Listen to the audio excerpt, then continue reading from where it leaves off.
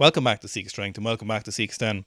So we're bringing you an update on the future of weightlifting at the Olympics. So as it currently stands, weightlifting is not on the Olympic roster for the LA 2028 Olympic Games.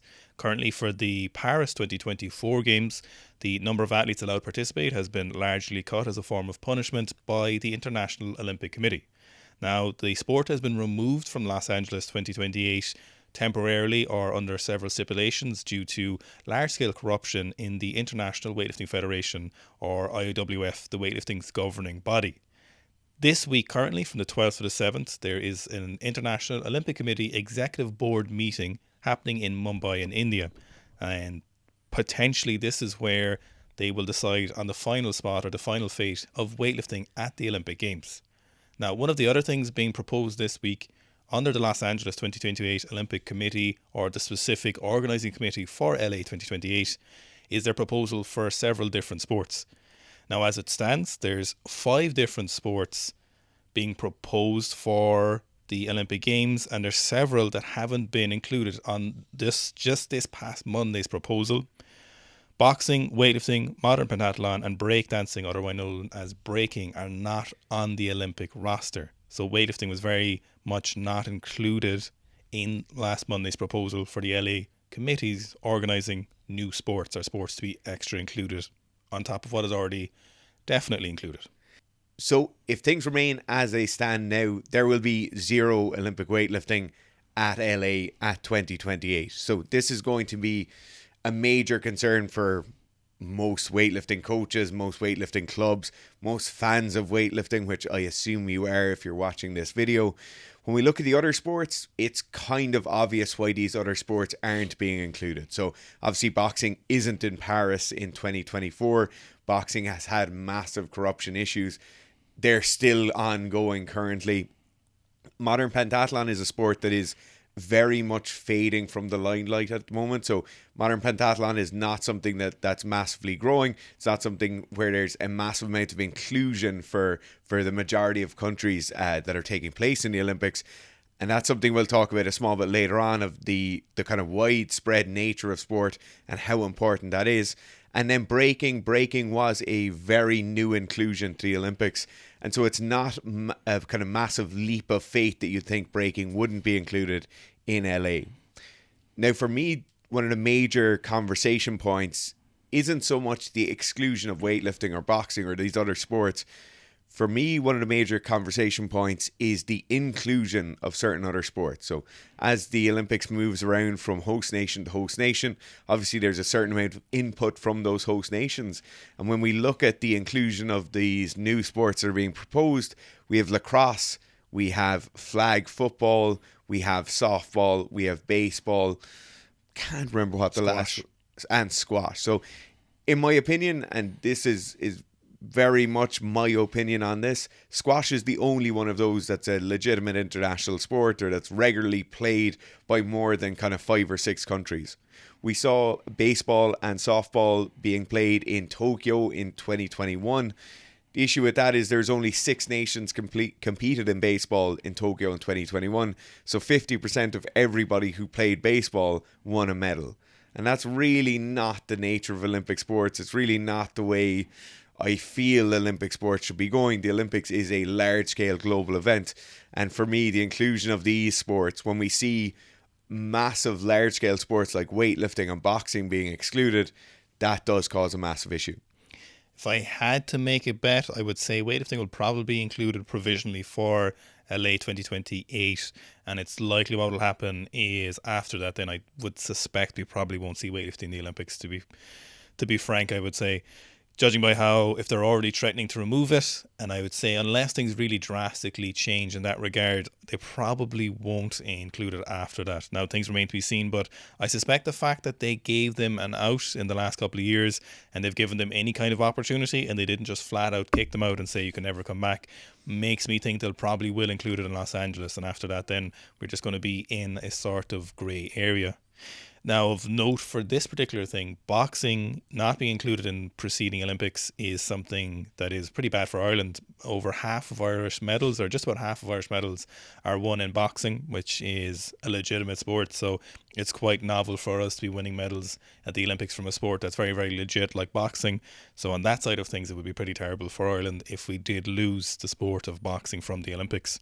So in Tokyo, the International Boxing Association didn't actually organise the run up of the qualification process for boxing. The International Olympic Committee stepped in and took over.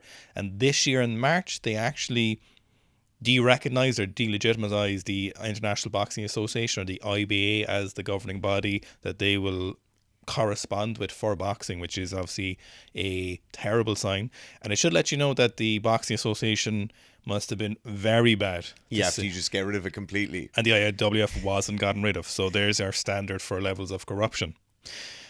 Probably the biggest thing and the biggest talking point from this is, would weightlifting survive, or what would the future of weightlifting look like if it wasn't included in the Olympics?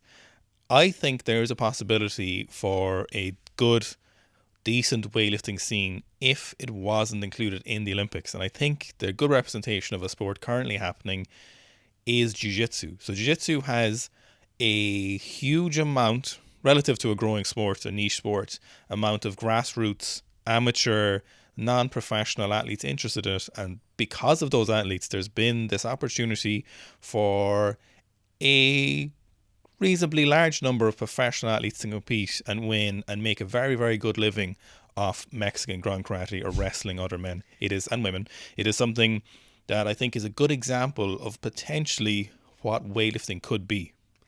I think as well, the other great reason that parallel works so well is the fact that a lot of people do jiu-jitsu as a kind of pastime. They take it up slightly later in life. They're not full-time professional athletes. Usually they've done other sports before doing it, and that's definitely what we see in the sport of weightlifting as well. When we look at the vast majority of us people who do weightlifting, or even people who just do snatches and clean and jerks on a semi-regular basis, most of us have played other sports. We've had other interactions with other governing bodies, and then you choose to go to jiu-jitsu. You choose to go to weightlifting, whether that be from CrossFit or from some other sport, S&C. So I think that kind of basis, that kind of privatization of weightlifting, where we see the IBJJF hold a massive amount of large-scale international competitions every year. If you had enough money and if you wanted to travel the world, you could conceivably do an IBJJF open competition every month of the year, probably on a different continent. That's certainly something that's going to be very, very beneficial for modern weightlifting. I think the big horse in the room, or the big elephant hanging around in the room, is the situation with PEDs. So this is something we've argued for years, is that despite the doping situation in weightlifting not being good for weightlifting standing in the Olympics, although corruption was the largest issue from the IOC's point of view, from an athletic development or an athletic inclusion point of view, or from a marketing point of view, or from including people in the sport or getting people interested in the sport, the use of PEDs, like every single sport participated professionally under the sun, PEDs are beneficial for sports. Now, they might not be beneficial for those individual athletes. They might not be beneficial for the influence it might have on younger athletes, but the influence, high level performance, and the further we get from the ordinary man or woman, the better it is for a sport, because people want to see the great moments. They want to see outstanding performances. And if I was to ask you to name, if you've been a fan of weightlifting for the last 10 years or more, and someone said, could you name some of your two biggest moments that you can remember where you were, or some of your favorite moments or happenings or battles or world records, there's a massive chance that most people, and I know for sure most people, would say athletes who probably have tested positive by now. Some people don't like the idea of that, and from certain countries, and there's more particular regions where people are more opposed to that idea, but by and large, those are the moments that made our sport where it is. Those are the moments that make people happier with the sport, for a better way of describing it. And if we look at the harsher environment for doped athletes, or the more difficult environment currently due to the change in the WADA situation and the inclusion of the International Testing Association, we have athletes from less able countries are able to take less drugs or are getting caught more often. And as a result, we're getting less notable performances on the higher end of the scale. For example, Li Huanhua was an athlete who competed last week in the Asian Games and had an incredible performance, but performances that have been outperformed in the past, and he was probably the most notable performance from that Asian Games. There were several other performances from the North Korean athletes, which a lot of people were talking about, who most likely, as we talked about, were taking performance-enhancing drugs, and those performances were the ones that are most notable. Now, some people would make the argument that if we had no PEDs, eventually we would come around to the idea of getting used to these athletes being the best. But I think the cat is out of the bag in that regard. Maybe, and probably, if we never had any performance-enhancing drugs in the history of weightlifting ever, and we only knew what we knew, then I think this would be a viable argument. But unfortunately, I think the current scenario, better weightlifting, bigger lifts Yeah. are something most people would want to see. And to be honest, it's mostly athletes who don't like the idea of the PD situation. Most casual fans just want to see the freaks lifting, and they're the ones that really are the ones that are going to grow the sport. That's the other major point as well with weightlifting at the moment, is we don't get to see the biggest athletes lifting the biggest weights the most often because everyone is obsessed with that Olympic qualification. Like, not seeing Nino competing, not seeing the biggest names in the sport now. They arrive at competition, we see them in the warm-up room, you see them arriving with their team, they weigh in for the competition and they don't lift. And that's almost certainly a large proportion of those are linked to drug testing, evading drug testing, ensuring they're outside of a certain testing window. They're showing up to the competition because they have to have a certain amount of competitions, registrations. This is by far the worst thing that can happen to a sport, is the largest names and the biggest stars not competing.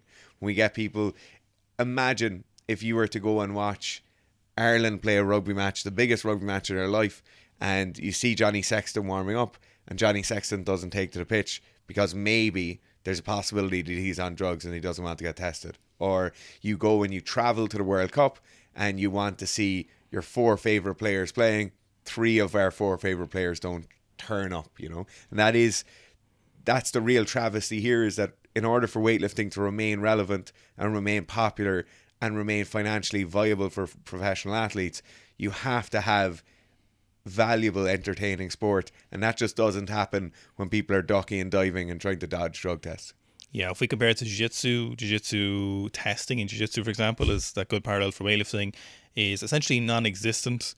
There's a little bit the odd time in international or IBJJF competitions, but by and large, it's very, very uncommon. It's mostly just for the top winner in the top black belt category most of the time. But we have then untested federations, which are massive, and it's one which produce a large amount of money for both the companies, the sponsorships, and the athletes competing in it. And that's the biggest reward for those athletes. And that's the one which has made a massive difference to the popularity of jiu-jitsu. So if we kind of look at that parallel in regards to weightlifting, that's probably the way it would go, or that's probably the most viable scenario. What we're not going to see, if weightlifting is kicked out of the Olympics, is a cleaner sport of weightlifting. That's not going to happen. The WADA testing is probably something that presumably the IWF would continue operating, and some host nations would still continue that way, but public funding from countries would essentially be eliminated because it's not an Olympic sport, and most non-Olympic sports don't get a huge amount of funding unless there's a very good reason. For example, a higher inclusion of women in sport, which is a big prerogative for a lot of countries. Maybe it has an impact on children's participation in sport, which is a big kind of likely, or it's a big incentive for countries to fund that sport domestically. Weightlifting isn't unbelievably noteworthy in those aspects, so were it removed from the Olympics, it wouldn't really make that criteria for a lot of those countries. So we're left in with looking at the fallout of those current professional athletes who need to essentially make a living. What you'd be hoping for that scenario if the Olympics was cut is these athletes having a competition that they could compete at to make enough money, and then potentially you would get a scenario where those superstars attract people and go from there. As it stands, there seems to be a lot of, I suppose, call it grassroots interest in weightlifting. There's a lot of amateur weightlifters. If you look at YouTube metrics on weightlifting views, people are very, very interested in weightlifting, and that's fantastic. It is a great sport. What is that from? A lot of people would make maybe different suggestions. But by and large, that isn't really because Olympic weightlifting was in the Olympics. A lot of that is because of the availability of training places, media, but those training places are available because of the precedent CrossFit set. Now recently I've seen some arguments made that CrossFit didn't have as much an influence on weightlifting as it did. But if you're around before weightlifting was really exploding with CrossFit, you'll know that you couldn't even train if you wanted to do weightlifting. No, and I think we're now at the point where people say, oh, I started weightlifting organically, right? It had nothing to do with CrossFit. I started weightlifting, I went to a weightlifting gym, I had a weightlifting coach. We're now at the point where the weightlifting gym owner or the weightlifting gym coach was the person who was influenced, not so much the athlete themselves.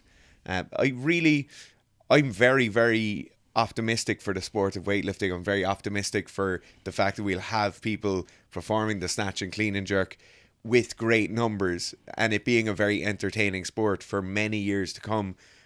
But, and I know this sounds crazy, it really will only continue to thrive if we have the level playing field of not being within the Olympics. Yeah, so we talked about like the most recent worlds being pretty terrible, especially in regards to spectator friendly. We had those athletes like Dara talked about pulling out or not competing or showing up literally on the stage being introduced and then not lifting. We had a load of random different aspects of athletes setting world records or winning from B and C sessions. So weightlifting isn't really helping itself grow in popularity or exploit the popularity it currently has, or making good on the want or desire people have for weightlifting to be more interesting. Yeah, and I think more interesting is the important point here. There are great strides being made by people. We saw that IWF street lifting event. Was it in Switzerland?